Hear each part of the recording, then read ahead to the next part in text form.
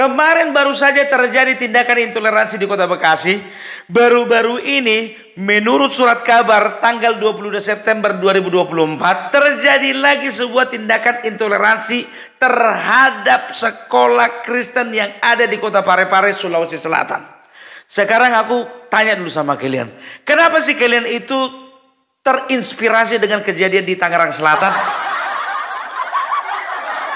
Kok terinspirasi kali kalian dengan ketua RT yang memprovokasi warga dan juga mengintimidasi masyarakat atau mahasiswa yang sedang melakukan doa? Apa nggak ada inspirasi yang lebih baik dari itu? Memang betul Tangerang Selatan dan Sulawesi Selatan sama-sama selatan, tapi kan itu cukup jauh. Kok bisa nyampe penyakit bapak itu sama kalian? Katakanlah kalau dari Tangerang Selatan ke Bekasi jaraknya 1 jam, ya masih bisa lah dikatakan kena penyakit itu karena dekat jaraknya. Ini jauh Tangerang Selatan ke Sulawesi Selatan. Enggak cukup sekali 2 kali naik angkot, naik pesawat. Tapi heran aku nyampe juga penyakit intoleransi juga ke Sulawesi Selatan. Jadi begini ya, aku bilang sama kalian, mari kita lihat dulu video berikut ya, supaya kita tidak tersesat informasi. Oke? Di tempat 100% muslim, sekiranya ada di sini non muslim sedikit saja. 1% atau 2% silakan. Ini tidak ada. Siapa yang mau disekolahkan di sini?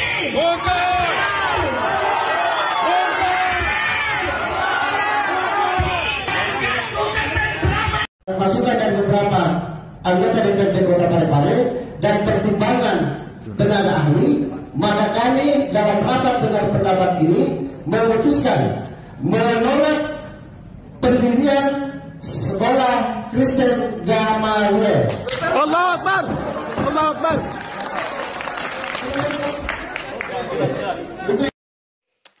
Nah, udah kalian simak, udah kalian tonton kan ya mengenai tindakan intoleransi ya yang dilakukan oleh masyarakat dan juga ingat ini masyarakat dan juga ya anggota dewan yang ada di Kota Parepare, Sulawesi Selatan.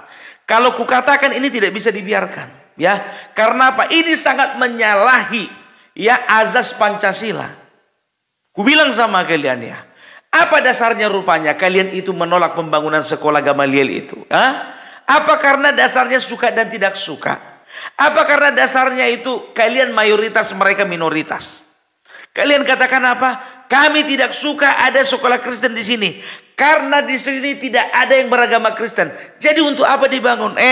Menurut data, aku bilang sama kalian ya, menurut data, menurut statistik 4% ada di situ beragama Kristen di Kota Parepare. Jangan bilang nggak ada, ya. Tidak mungkin ada statistik kalau tidak ada orangnya. Jadi jangan kalian bilang yayasan itu tidak ada fungsinya. Kenapa kalian takut dengan isu kristenisasi? Iya. Siapa sih yang memotori kalian? Aku tidak menuduh ya. Aku tidak menuduh semua forum sama, semua front sama, semua asosiasi sama, semua grup sama. Tidak. Tapi kadangkala forum, front titik, asosiasi titik, organisasi ya, massa, ormas ya, yang mengatasnamakan keagamaan, itu mereka memperalat masyarakat supaya apa? Supaya mereka boleh melampiaskan kebencian mereka terhadap kaum-kaum minoritas. Ini hati-hati, masyarakat juga harus jeli.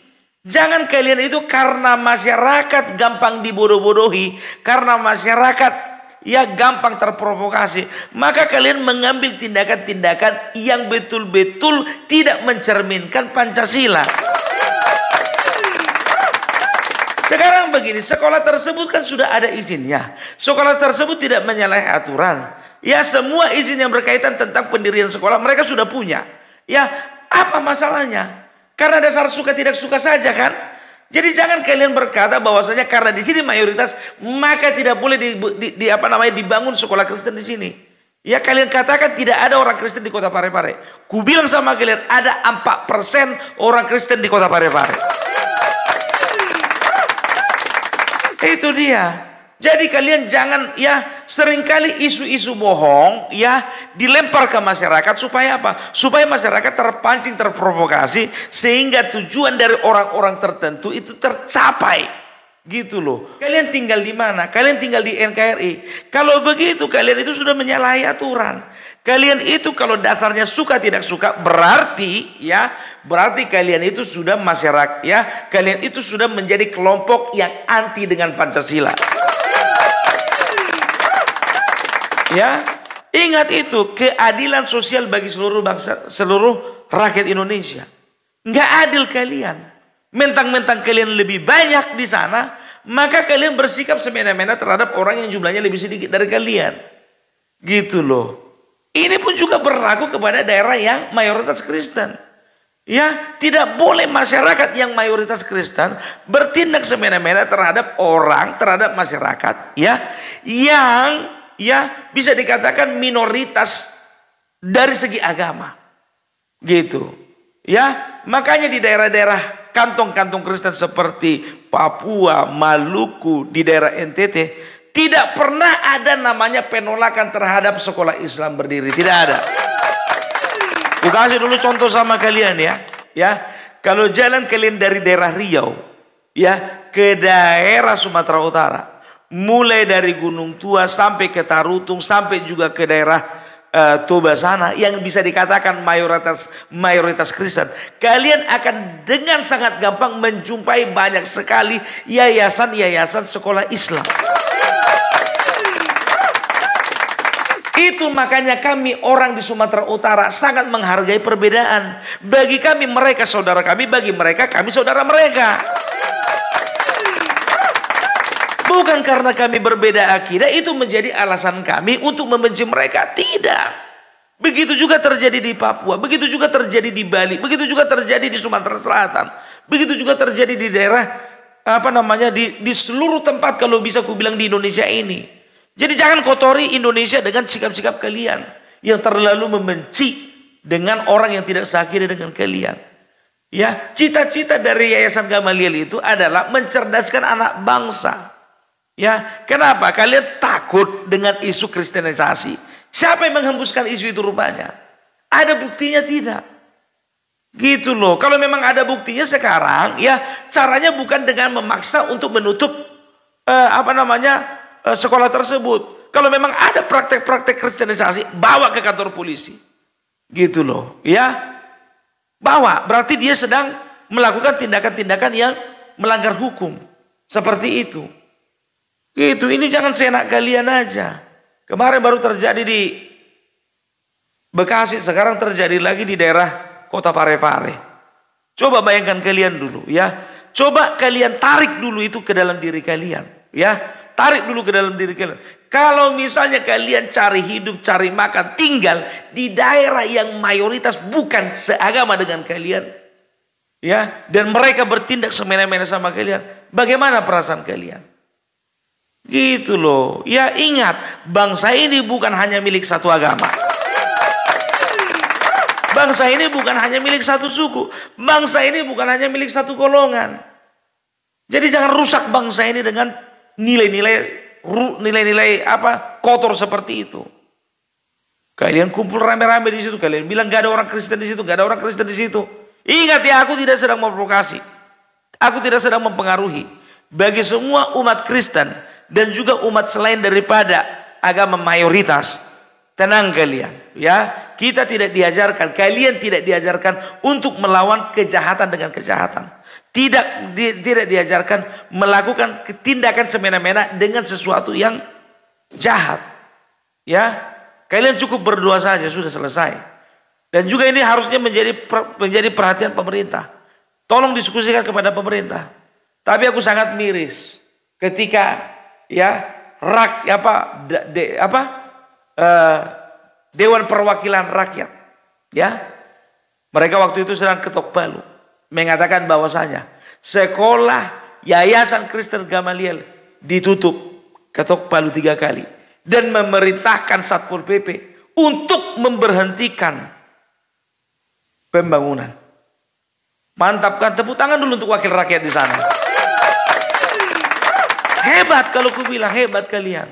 Sekarang begini, kalian jamin 4% dari orang Kristen di sana tidak memiliki wakil rakyat?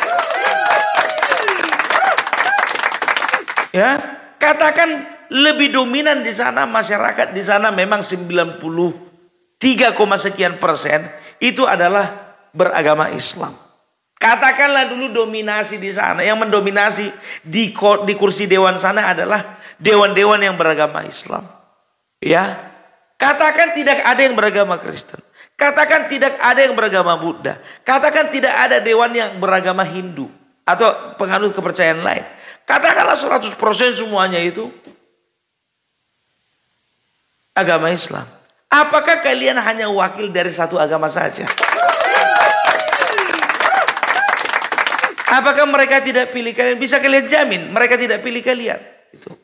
Ingat ya, Opung Parbelak bukan hanya ya bersuara ketika ada agama Kristen saja yang mengalami tindakan intimidasi. Siapapun agamanya, ketika mereka mengalami intimidasi, aku akan bersuara. Karena bagi Opung Parbelak, ya semua adalah saudara. Ingat itu, ya. Umat Islam tidak bisa hidup tanpa ada umat Kristen. Umat Kristen juga tidak bisa hidup tanpa ada umat Islam. Orang Buddha juga tidak bisa hidup kalau tidak ada orang Muslim. Orang Muslim juga tidak bisa hidup kalau tidak ada umat Buddha. Begitu sebaliknya dengan beberapa agama yang ada di Indonesia ini. Orang Jawa nggak bisa hidup kalau nggak ada orang Batak. Orang Batak nggak bisa hidup kalau nggak ada orang Bugis. Orang Bugis juga nggak bisa hidup kalau nggak ada orang Jawa. Orang Jawa nggak bisa hidup kalau nggak ada orang Betawi. Orang Betawi nggak bisa hidup kalau nggak ada orang Padang. Semua berkaitan. Kita ini satu kesatuan. Gitu loh ya. Jangan pikiran sempit yang kalian gunakan untuk menjadi alasan kalian membenci seseorang. Membenci orang yang lain yang tidak seragam dengan kalian. Bayangkan kalian dulu contohnya. Sekolah misalnya dari pagi sampai sore. Dari hari Senin sampai hari Sabtu. Yang dipakai pakaian warna putih semuanya. Gak cantik dia. Senin pakai putih merah yang SD. Ya, hari Selasa katakan pakai baju pramuka. Hari Rabu katakanlah bajunya warna kotak, ya motif kotak-kotak. Hari Kamis katakanlah baju koko. Hari Jumat katakanlah baju olahraga. Cantik dia kalau ada keberagaman. Ingat, bukan keseragaman tapi keberagaman. Dan juga bagi masyarakat, udahlah, jangan mau dibodoh-bodohi lagi lah. Sudahlah, kita sudahilah tindakan-tindakan intoleransi seperti itu. Nggak ada gunanya. Rugi sendiri kita. Karena apa? Kita dibenci. Kita jadi mendapatkan stempel tempat kita adalah sarang intoleransi. Maka ketika misalnya, ini contoh saja, ketika suatu daerah memiliki potensi alam yang luar biasa, ya, memiliki potensi alam yang luar biasa, katakanlah pemandangannya bagus, sumber dayanya juga bagus. Ketika ada orang ingin berinvestasi di sana, tapi lain agama dengan kalian, orang itu sudah ketakutan duluan. Oh, kami nggak perlu orang itu. Sembarangan. Kalian bisa jamin? Ya, satu pun tidak ada supir yang beragama Kristen yang masuk mendistribusikan barang dari luar pulau masuk ke Sulawesi Selatan. Bisa jamin? Nggak bisa jamin kan? Apa kalian bisa jamin? Ya, semua pebisnis yang bergerak di daerah Sulawesi Selatan itu tidak ada yang beragama yang non Muslim. Nggak bisa jamin. Gitu loh, ya. Memang betul ada beberapa daerah ya yang memegang teguh syariat Islam ya, tapi itu daerah tertentu, provinsi tertentu ya, daerah khusus itu ya. Tapi itu pun juga aku lihat makin ke sini, contohnya masyarakat Aceh. Saudara-saudaraku yang di Aceh, makin ke sini mereka makin terbuka. Mereka itu lebih semakin hari semakin welcome terhadap para pendatang. Mereka itu semakin ramah dengan para pendatang. Mereka itu semakin menunjukkan sikap toleransi mereka. Ya, dan aku bahkan punya teman, ya, beberapa orang Aceh, ya. Kami sama-sama makan. Walaupun kami makan di rumah, katakanlah aku makan di rumahnya, Karena memang tidak ada pantangan bagiku, semua aku makan. Tapi ketika mereka makan di rumahku, aku akan dengan segala hormat akan memberikannya nasi padang. Minumnya pun juga minum aku. Walaupun dia berkata, gak usahlah, minum dari rumahmu ini aja. Gitu loh. Ya, jadi harus seperti itu. Kita di dalam pergaulan ini tidak boleh mengedepankan ego kita. Ya, apalagi di situ sekolah yayasan Kristen. Datang kalian ke kampung kami, jujur saja banyak pesantren. Banyak, masuk kalian ke Tarutung, masuk kalian ke Beligi, masuk kalian ke daerah Sipirok, masuk lagi kalian daerah Pangeribuan, masuk lagi terus ke daerah Toba. Ya, masuk ke daerah Samosir, ada sekolah Islam. Dan semua bergandengan tangan di sana. Kami tidak pernah melakukan penolakan, tidak pernah kami demo-demo.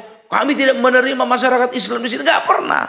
Karena bagi kami agama kami adalah agama kami, dan bagi kalian adalah agama kalian. Kan itu yang diajarkan. Makanya kalian baca-baca dulu, ya, baca-baca dulu, ya, Undang-Undang Nomor 9, ya, SK 2 Menteri, ya, Menteri Agama, Kementerian Agama dan Kementerian Dalam Negeri, ya, itu mengatakan apa? Ya, di situ ada beberapa bab. Ya, bab 1 mengenai ketentuan umum, bab 2 ya mengenai tanggung jawab dari kepala daerah untuk menjaga kerukunan umat beragama. Ya, mulai dari tingkatan paling atas, mulai dari gubernur, wali kota, bupati, kecamatan sampai lurah dan sampai ke bawahnya. Ya, itu kalau tidak salah dari pasal 2 sampai pasal 7 itu. Ya. Setelah itu apa? Bab ketiga itu mengenai pendirian rumah ibadah, kan begitu? Bukan, mengenai forum kerukunan umat beragama. Setelah itu bab 4 dan selanjutnya. Makanya jangan bodoh kalian. Kalian baca-baca dulu itu. Ya, ini gimana ini FKUB-nya ini? Kok gak bergerak ini? Harusnya ini FKUB-nya bergerak ini. Ya, ku ingatkan sama kalian, jujur ya sama kalian ya. Ya, bagi kalian yang mendapatkan tindakan semena-mena, kalian yang mendapatkan tindakan intoleransi, ya, coba kalian jumpai, ya, kalian diskusikan pertama sekali kepada FKUB, ya. Karena apa? FKUB itu adalah FKUB itu adalah forum kerukunan umat beragama, ya, yang isinya adalah masyarakat, ya. Yang isinya adalah masyarakat dan unsur-unsurnya itu adalah para pemuka agama dari masing-masing agama, ya. Dan tugas mereka salah satunya adalah memonitor kerukunan umat beragama, dan mereka akan mendiskusikan, ya, kepada pemerintah, kepada kepala daerah. Dan kalau untuk hal-hal seperti ini mereka harus ada, gitu loh. Ini gimana ini FKUB-nya? Komposisinya bagaimana? Ingat ya, FKUB kalau semuanya satu agama itu bukan FKUB namanya. Tapi FKUB itu berarti harus ada di dalamnya itu yang beragama Islam, beragama Kristen, beragama Katolik, beragama Hindu, beragama Buddha, dan bahkan juga kalau bisa mewakili dari kepercayaan lain gitu loh. Ingat itu. Mana ini kalau untuk apa dibentuk FKUB kalau nggak bergerak? Ingat ya, di dalam SK 2 Menteri nomor 8 ya nomor 9 2006 nomor 9 2006 nomor 8 2006 itu mengatakan bahwasanya ya di dalam ketentuan umum bab pertama butir pertama mengatakan bahwasanya kerukunan beragama adalah hubungan antara penganut agama yang satu dengan yang lainnya berdasarkan toleransi, berlandaskan toleransi. Gitu dia. Ya, ingat itu. Jadi kerukunan beragama itu bisa tercipta kalau ada toleransi. Kalau tidak ada toleransi tapi yang ada intoleransi, bagaimana terjadi kerukunan umat beragama di sana? Itu artinya apa? Berarti fungsi dari FKUB gugur. Jujur aku bilang, fungsi dari FKUB gugur. Karena apa? Itu kan forum. Forum itu bukan cuma dari satu saja. Forum itu gabungan dari beberapa. Beberapa agama. Gitu loh. Ya, aku sudah cek. Di sana kok aktif kok forumnya. Tapi kok bisa terjadi seperti itu? Ya, jadi tolong diperhatikan juga untuk pemerintah, ya. untuk pemerintah ini mohon perhatian ini ya. Ini kalau tidak sampai ke wali kotanya, sampai juga ini harus ini kepada gubernur. Tapi kalau nggak sampai gubernur, ya di tingkat provinsi ini harus tingkat pusat selesai.